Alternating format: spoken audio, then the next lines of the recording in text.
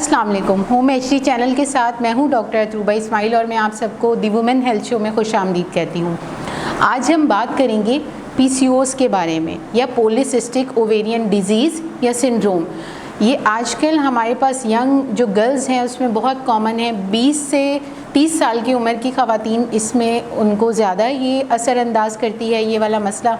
अब नॉर्मली क्या होता है, किसी भी फीमेल में जो नॉर्मल मेंस्ट्रुअल साइकिल है उसमें हर 12 से 14वें दिन में एक अंडा तैयार होता है, वो मैच्योर अंडा बनता है।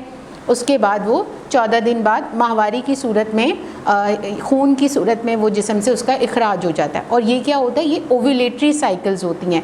कुछ ख़वातीन में हार्मोन के इम्बैलेंस की वजह से ये साइकिल ओव्यूलेटरी नहीं होती बल्कि एन ओव्यूलेटरी होती है, जिसमें अंडा मैच्योर नहीं बनता। उसकी वजह से उस जो भी लड़कियां इससे मुतासिर होती हैं उनको माहवारी की बेतरतीबी स्टार्ट हो जाती है। अब उसमें क्या होता है, नॉर्मली जैसे कि 28 से लेकर 35 तक हम कट ऑफ लेते हैं कि किसी भी खातून को माहवारी आ जाती है। लेकिन जो भी पीसीओएस से मुतासिर खातून होती हैं, लड़कियां होती हैं, उनकी माहवारी 1 महीना 2 महीना डिले, 3 महीना, किसी किसी को 6 महीने तक पीरियड्स नहीं आते, तो ये हार्मोनल इम्बैलेंस उनकी बॉडी में स्टार्ट हो जाता है। अब इसके सिम्टम्स क्या क्या हैं? एक तो माहवारी की बेतरतीबी होना, दूसरा क्योंकि एंड्रोजिन की मिकदार बहुत ज़्यादा बढ़ रही होती है जो कि मेल हार्मोन है, तो उसमें लड़कियों को मेल पैटर्न उनकी हेयर ग्रोथ स्टार्ट हो जाती है। जिस्म पे बाल आना, चेहरे पे बाल आना, छाती पे बाल आना और दाढ़ी वाली जगह पे, यानी मेल पैटर्न की तरीके से उनकी हेयर ग्रोथ होना स्टार्ट हो जाएगी। ऑयली स्किन होगी, एक्नी के प्रॉब्लम स्टार्ट होंगे। दूसरा क्या होता है, इसमें इंसुलिन की मिकदार बॉडी में बढ़ना शुरू हो जाती है और इंसुलिन रेजिस्टेंट जो अगर डेवलप होना स्टार्ट होती है उसकी वजह से सही तरीके से खाना डाइजेस्ट नहीं होता, प्रॉपर मेटाबॉलिज्म नहीं होता, तो बॉडी वेट भी बढ़ना स्टार्ट हो जाता है, जिसमें सेंट्रल ओबेसिटी बहुत ज़्यादा होती है। तो एंड्रोजिन की वजह से सारा एक्नी और हेयर का प्रॉब्लम, दूसरा वेट गेन का प्रॉब्लम, तीसरा हार्मोन्स की वजह से माहवारी की बेतरतीबी होना स्टार्ट हो जाती है। ये सारे एन ओव्यूलेटरी साइकिल्स के वजह से हो रहा होता है। अब इसमें मेन क्या होता है, हम किस बेसिस पे हम डायग्नोसिस बनाते हैं या हम कहते हैं कि ठीक है इस पेशेंट को पीसीओ है। उसमें हमारे पास जो मेडिकली रॉटरडम क्राइटेरिया होता है जिसमें टोटल इन 3 चीज़ों में से 2 चीज़ें होना लाजमी है। सबसे पहले इर्रेगुलर मेंस्ट्रुअल साइकिल यानी कि माहवारी की बेतरतीबी। सेकेंड क्या होता है, अल्ट्रासाउंड में जो अंडेदानी है उसमें छोटे छोटे अंडे बनना स्टार्ट हो जाते हैं जो कि थैली की तरह से नज़र आते हैं। होते वो अंडे ही हैं लेकिन पानी की थैलियों की तरह से नज़र आते हैं, और क्योंकि वो ज़्यादा मिकदार में होते हैं तो ओवरी का साइज़ बढ़ना शुरू हो जाता है। अगर ये हमें अल्ट्रासाउंड पे नज़र आता है, पॉलीसिस्टिक ओवरी अगर हमें नज़र आती है, दूसरा इर्रेगुलर मेंस्ट्रुअल साइकिल हैं, ये सारी चीज़ें अगर हो रही होती हैं तो हम कहते हैं कि ठीक है इस खात। और तीसरा टेस्टोस्टेरोन का लेवल जो कि मेल हार्मोन है उसकी मिकदार बॉडी में ज़्यादा हो जाना। इन तीनों में से 2 चीज़ें भी अगर किसी भी खातून में हमें मिलती हैं तो हम उन्हें पीसीओएस लेबल कर देते हैं, पीसीओडीज़ लेबल कर देते हैं।